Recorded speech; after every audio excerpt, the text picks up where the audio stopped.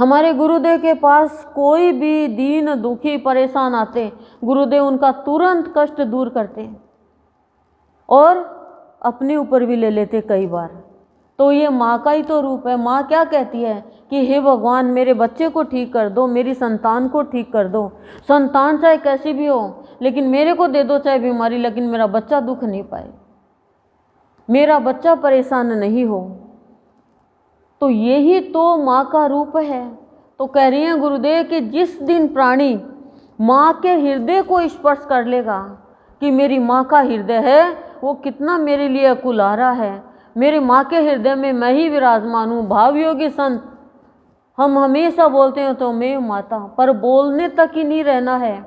ये सोचना मैं मेरे माता पिता से मिलने जा रही हूँ, मेरे माता पिता से मिलने जा रहा हूँ, मेरे माता पिता हर पल मेरी रक्षा करते हैं और वो ही मेरे भावयोगी संत हैं।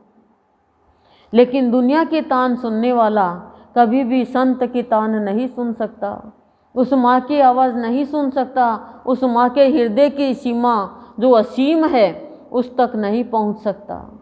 आप सब माँ हो और माँ का दिल कितना होता है बच्चे के लिए। बच्चे का दिल नहीं रोएगा पर माँ का दिल रोएगा। क्यों? क्योंकि माँ 9 महीने 9 दिन तक गर्भ में रखती है, अपना ही सब कुछ उसको देती है अंदर ही अंदर खाने के लिए, अपना ही खाना पीने का दूध पिलाती है। और वो ही संत है, वो ही ईश्वर है। जिस दिन हम उस माँ को पहचान लेंगे उस दिन कभी भी हम गलत रास्ते पे नहीं चलेंगे और माँ के कहे अनुसार चलेंगे। और जो प्राणी कृतज्ञ है वो यही कहेगा कि मुझे नहीं ज़रूरत है माँ की, पिता की, संत की, मैं तो खुद ही अपने आप में सर्वे सर्वा हूँ। तो कह रही है दुनिया ऐसी ही है, जो दुनिया में फंस गया, दुनिया में अटक गया, उसको किसी की भी ज़रूरत नहीं। यदि ज़रूरत हो तो सत्संग, हर प्राणी सत्संग करे। कोई भी प्राणी ये नहीं कहे कि अभी हमें कमाने की टाइम है, अभी पढ़ने की टाइम है। नहीं, खाना खाते टाइम कोई नहीं कहता खाने की टाइम है। पत्नी भी कहती है जी टाइम निकाल के खाना खा लेना। तो वो ये क्यों नहीं कहती जी टाइम निकाल करके आप ये संतमणि दुकान पे कर लेना, आप ये गुरुदेव का एक भजन कर लेना, आप जाने दुकान खोलो, फैक्ट्री खोलो, कोई व्यापार करो, उससे पहले आप ये एक पन्ना सिम जय जयकार कर लेना। नहीं, हिम्मत ही नहीं है हमारी। क्यों? क्योंकि हम सच्चे बच्चे हैं ही नहीं, संत के प्रति हमारा समन्वय है ही नहीं, मंतव्य संत के साथ हो ही नहीं रहा है, तो यथार्थ सच्चाई हमारे जीवन में आ ही नहीं सकती। सच्चाई सिर्फ दिखावटी है, असत्य की है। वास्तविक यथार्थ सच्चाई उसी के जीवन में आएगी। और सच्चा माँ का सच्चा बच्चा वही है जो माँ के विचारों से समन्वय करता है, माँ से मंतव्य करता है। रामकृष्ण परमहंस माँ के लिए कैसा व्याकुल है। माँ माँ माँ माँ माँ दर्शन नहीं देगी तो आज मैं जी के क्या करूँगा। और गर्दन के ऊपर तलवार लगा ली। तब माँ ने हाथ पकड़ लिया, कहा नहीं बच्चे। और माँ उनके साथ बैठ के बातचीत करती। क्यों? क्योंकि इष्ट माँ को माना था। पर हम कितने कृतज्ञ बच्चे हैं कि हम कहते हैं माँ तू है, मेरी माँ है, तूने मुझे जन्म दिया, सत्संग का स्थान दिया। लेकिन हम कहते हैं बस यदि हम हैं तो हम सब अपने बहन भाइयों को, अपने परिजनों को उस माँ की शक्ति से एहसास कराएं, रामकृष्ण परमहंस के जैसे। लेकिन सब आज भिग्गी बिल्ली बने हुए बैठे हुए हैं, खाली अपने स्वार्थ के लिए इस भावयोगी संत को मानते हैं, बड़े से लेकर छोटा तक। नहीं तो संत का विरोध करें, वो भक्त क्या, अभक्त क्या, वो तो कम भक्त है संत की नजरों में। संत कितना हमें ऊंचा उठा रहा है। वो कहता मैं नहीं चाहता तुम मेरी पूजा करो। कोई माँ बाप नहीं चाहते कि मेरी संतान मेरी पूजा करे, लेकिन माँ बाप ये चाहते हैं कि मेरी आज्ञा का पालन करे मेरा बच्चा, ताकि मेरा बच्चा ऊंचाई की ओर जाए। पर कहाँ बच्चा मानेगा। अरे डर, जिसको डर लगता है संत की भक्ति करते और कराते हुए, धिक्कार है ऐसे जीवन को तो। और जो विरोध करता है संत के भाव को फैलने से रोकता है, धिक्कार है ऐसे जीवन को तो। उनमें और पशु में अंतर ही क्या है।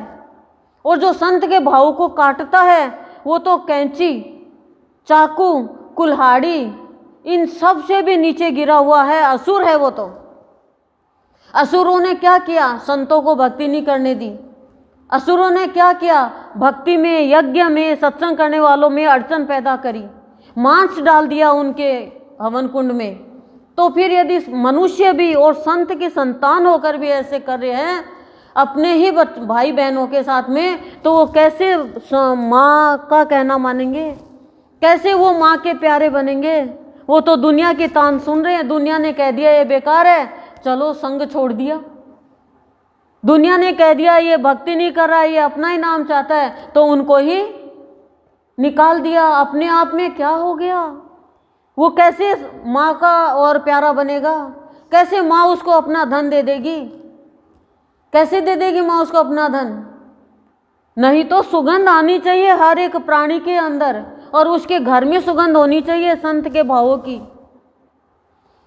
संत इतनी रक्षा करते हैं, अरे हमें नया जन्म दिया और हम कृतज्ञ निकल गए। थोड़ा तो कृतज्ञता का भाव रखें। भाव योगी संत की शरण में आने के बाद में मैं जो जानती हूँ, किसी के भी घर में अशांति नहीं है। लड़ाई जिसके घर में होती थी उनके घर में प्यार हो गया, अशांति जिनके घर में थी उनके घर में शांति हो गई, धन की जिसके घर में कमी थी उनके धन हो गया, और पति पत्नी की लड़ाई चलती थी उनमें प्यार हो गया। और कोई भी इधर उधर का कोई जिसके संतान नहीं, जिसका कोई और प्रॉब्लम है, वो सारी समस्या हल हुई है, लेकिन फिर भी कृतज्ञ नहीं है सारे के सारे। क्यों? क्योंकि कृतज्ञता का भाव ही नहीं है, नतमस्तक होने का भाव ही नहीं है। कोई कोई कहे मुंह छुपा छुपा के बैठ गए, अरे फिर तो क्या है, दुनिया की तान सुनते रहो और जन्म पे जन्म धारण करते रहो। ऐसी संतान के लिए माँ को भी जरूरत नहीं है। माँ भी ये कहती है कि मेरा नाम ही कलंकित कर दिया तूने, इससे अच्छा तो पत्थर पैदा हो जाता। लेकिन फिर भी माँ का दिल ही होता है। वो हर पल अपने बच्चे के लिए समझाने के लिए कहती है, बाकी उसके लिए शुभ ही सोचती है। तभी तो वो माँ है, तभी तो उसको जननी कहा है, तभी तो उसको भक्त कहा है। लेकिन बच्चा जब तक सुधरेगा नहीं तब तक वो माँ के चरणों में बैठने के लायक नहीं होगा। और माँ का दिल बहुत अकुलाता है जब संतान गलत काम करती है, बुरे रास्ते पर चलती है, उन्हीं के बच्चों को सताती है, कोई की भक्ति में, शुभ कर्म में अड़चन पैदा करती है, तो बहुत तकलीफ होती है। बुराई में शामिल 1 मिनट में हो जाते हैं और सत्य बात का पता हुआ भी सत्य प्रकट नहीं करते हैं, तो माँ को बहुत तकलीफ होती है कि मेरा बच्चा क्यों पाप कर रहा है, क्यों अधर्म कर रहा है, क्यों नहीं मेरी शिक्षा लेकर के और मेरे जैसा बन रहा है। तो माँ तो बनाने के लिए आई है, बनना चाहेगा वो बन जाएगा और बिगड़ना चाहेगा वो बिगड़ जाएगा। माँ तो शिक्षा सबको सम्मान देती है, संस्कार सबको सम्मान देती है, और पहली गुरु माँ ही है। और वो माँ कौन है? वो हमारे भावयोगी संत हमारी माँ है, जिसने हमें नया जन्म दिया, हमारे विचारों को शुद्ध किया, हमारी भावनाओं को शुद्ध किया, हमारे संस्कारों को काटा, हमें बुराई से हटाकर अच्छाई की ओर जीवन किया, और हमारी रेख की मेख बदली, हमारा प्रारब्ध गलाया।